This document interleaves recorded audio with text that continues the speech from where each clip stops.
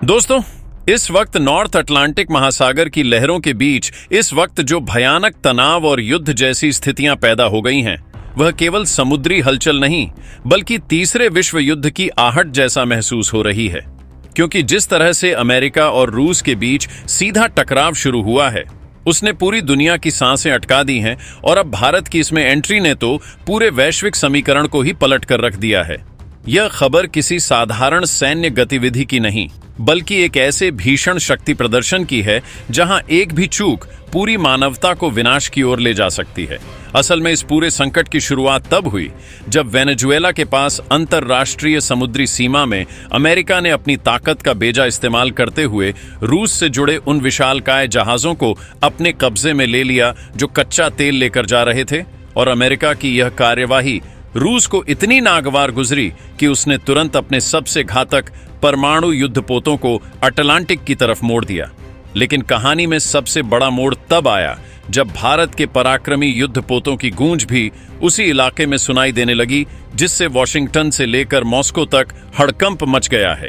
लोग यह पूछ रहे हैं कि क्या भारत अब इस महायुद्ध का हिस्सा बनने जा रहा है, या फिर भारत अपनी ऊर्जा सुरक्षा और अपने जहाजों के हितों की रक्षा के लिए वहां पहुंचा है। क्योंकि बताया जा रहा है कि अमेरिका ने जिन जहाजों को पकड़ा है, उनमें से कुछ जहाज भारत को कच्चे तेल की सप्लाई करने वाले तंत्र का हिस्सा थे। और यही वजह है कि नई दिल्ली ने अपनी चुप्पी तोड़ते हुए कड़ा रुख अख्तियार किया है। अमेरिकी राष्ट्रपति डोनाल्ड ट्रंप की तरफ से जो ताजा बयान आया है, उसने आग में घी डालने का काम किया है। क्योंकि ट्रंप ने न सिर्फ भारत को धमकी दी है बल्कि व्यापारिक प्रतिबंधों का डर दिखाकर भारतीय नौसेना को वहां से पीछे हटने को कहा है। लेकिन भारत का सीना तान कर खड़े रहना यह बताता है कि आज का भारत किसी के दबाव में आने वाला नहीं है। उधर रूस ने अपनी पनडुब्बियों और मिसाइल तैनात करने वाले जहाजों को इस तरह से बिछा दिया है जैसे कि वह किसी भी क्षण अंतिम हमले का आदेश मिलने का इंतजार कर रहे हो। वेनेजुएला के तट पर तैनात अमेरिकी एयरक्राफ्ट कैरियर और रूसी युद्धपोतों के बीच की दूरी इतनी कम हो गई है कि रडार पर उनके सिग्नल आपस में टकरा रहे हैं और वहां मौजूद नाविकों के लिए हर बीतता सेकंड किसी कयामत से कम नहीं है। इस पूरे घटनाक्रम में चीन की खामोशी भी बहुत कुछ बयां कर रही है, क्योंकि चीन का भारी निवेश वेनेजुएला में फंसा हुआ है और वह भी अपने जहाजों को सुरक्षा देने के नाम पर किसी भी वक्त अपनी नेवी को वहां उतार सकता है। अगर ऐसा हुआ तो यह इतिहास का सबसे बड़ा समुद्री जमावड़ा होगा, जहां दुनिया की 4 सबसे बड़ी सेनाएं एक दूसरे की आंखों में आंखें डालकर खड़ी होंगी। भारत के लिए यह चुनौती और भी बड़ी है, क्योंकि एक तरफ अमेरिका के साथ उसके रणनीतिक रिश्ते हैं तो दूसरी तरफ रूस के साथ उसकी दशकों पुरानी अटूट दोस्ती और इन सब के बीच अपनी ऊर्जा जरूरतों को पूरा करने की मजबूरी। भारत ने संयुक्त राष्ट्र में भी इस मुद्दे को उठाया है और अमेरिका की मनमानी पर सवाल खड़े किए हैं कि आखिर किस कानून के तहत अंतर्राष्ट्रीय जल क्षेत्र में व्यापारिक जहाजों को बंधक बनाया जा रहा है। इस वक्त अटलांटिक महासागर का पानी मानो उबल रहा है और वहां की खामोशी किसी बड़े तूफान से पहले की शांति जैसी लग रही है। रडार स्क्रीन पर हर छोटी हलचल भी अब युद्ध का सायरन बन सकती है, क्योंकि वहां तैनात सैनिकों की उंगलियां ट्रिगर पर हैं और बस एक आदेश का इंतजार है कि कब यह शीत युद्ध एक वास्तविक अग्नि परीक्षा में बदल जाए। दुनिया भर के रक्षा विशेषज्ञ हैरान हैं कि भारत ने इतनी तेजी से अपने जहाजों को वहां कैसे भेजा, जो यह दर्शाता है कि भारतीय नौसेना की पहुंच अब केवल हिंद महासागर तक सीमित नहीं है, बल्कि वह 7 समुंदर पार भी अपने हितों की रक्षा करने का माद्दा रखती है। ट्रंप की चेतावनियों ने भारत के भीतर भी आक्रोश पैदा किया है, क्योंकि एक तरफ दोस्ती का दावा किया जाता है और दूसरी तरफ भारत के आर्थिक हितों पर चोट पहुंचाई जा रही है। इस वक्त वेनेजुएला के तट पर तैनात भारतीय नौसैनिक बेड्ढे की मौजूदगी ने अमेरिका के उस एकाधिकार को चुनौती दे दी है जो वह पिछले कई दशकों से अटलांटिक में बनाए हुए था। रूस इस मौके का फायदा उठाकर भारत को अपने और करीब लाने की कोशिश कर रहा है, जबकि अमेरिका चाह रहा है कि भारत इस विवाद से दूर रहे। लेकिन भारत का वहां डटे रहना यह संदेश देता है कि अब दुनिया बहुध्रुवीय हो चुकी है और कोई भी एक देश पूरी दुनिया का थानेदार नहीं बन सकता। आने वाले कुछ घंटे बेहद निर्णायक होने वाले हैं, क्योंकि अगर अमेरिका ने पकड़े गए जहाजों को नहीं छोड़ा तो रूस अपनी मिसाइलों का रुख मोड़ सकता है, और अगर भारत के खिलाफ कोई आर्थिक कार्रवाई की गई तो वैश्विक बाजार में भारी गिरावट आ सकती है। समुद्र की इन लहरों के नीचे मौत का सन्नाटा पसरा हुआ है, क्योंकि दोनों तरफ की पनडुब्बियां एक दूसरे को ट्रैक कर रही हैं और एक भी टॉर्पीडो का चलना पूरी दुनिया को परमाणु युद्ध की विभीषिका में धकेल सकता है। यह खबर पल पल बदल रही है और हर अपडेट के साथ सस्पेंस गहराता जा रहा है कि क्या वाकई कूटनीति इस संकट को टाल पाएगी, या फिर इतिहास के पन्नों में यह दिन एक काले अध्याय के रूप में दर्ज होगा जहां महाशक्तियों के अहंकार ने शांति को मलबे में तब्दील कर दिया।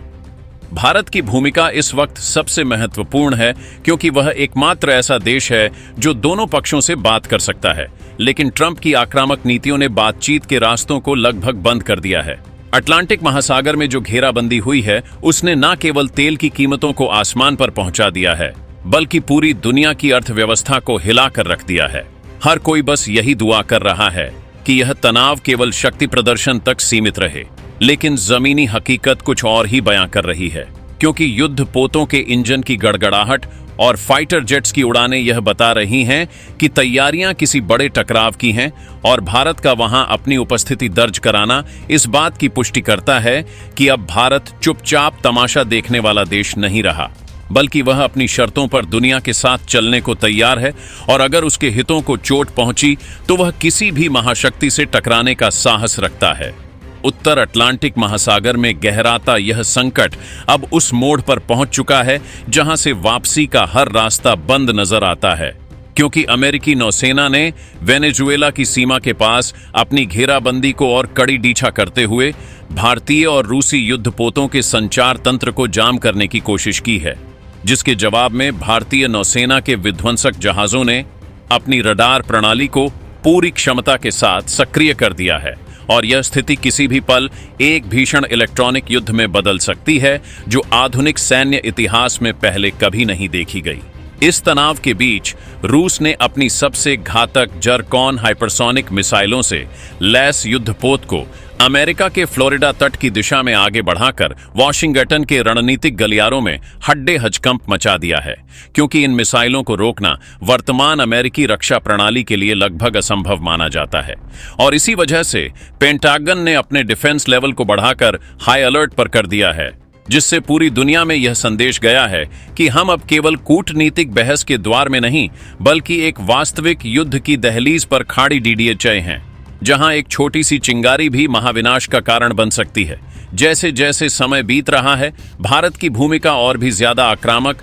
और स्पष्ट होती जा रही है, क्योंकि भारतीय नौसेना के बेड़ ने न केवल रूसी जहाजों के साथ तालमेल बिठाया है, बल्कि वेनेजुएला के उस विशेष आर्थिक क्षेत्र के पास अपनी स्थिति मजबूत कर ली है, जहां से वैश्विक तेल आपूर्ति का एक बड़ा हिस्सा गुजरता है। और इस साहसिक कदम ने व्हाइट हाउस को यह सोचने पर मजबूर कर दिया है कि भारत अब अपनी रणनीतिक स्वायत्तता के लिए किसी भी हद तक जाने को तैयार है।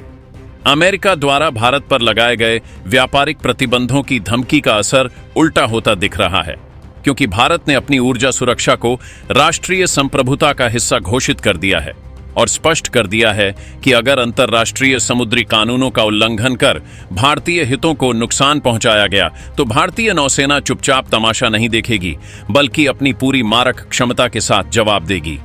इस घटनाक्रम ने अमेरिका के यूरोपीय सहयोगियों के बीच भी फूट डाल दी है, क्योंकि फ्रांस और जर्मनी जैसे देश इस वक्त भारत और रूस के खिलाफ किसी भी सैन्य कार्यवाही का हिस्सा बनने से हिचकिचा रहे हैं,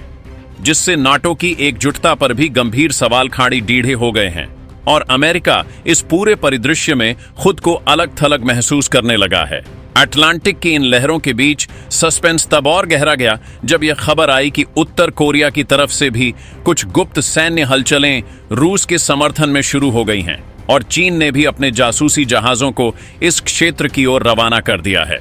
जिससे यह पूरा इलाका अब एक वैश्विक जासूसी और सैन्य परीक्षण का केंद्र बन चुका है,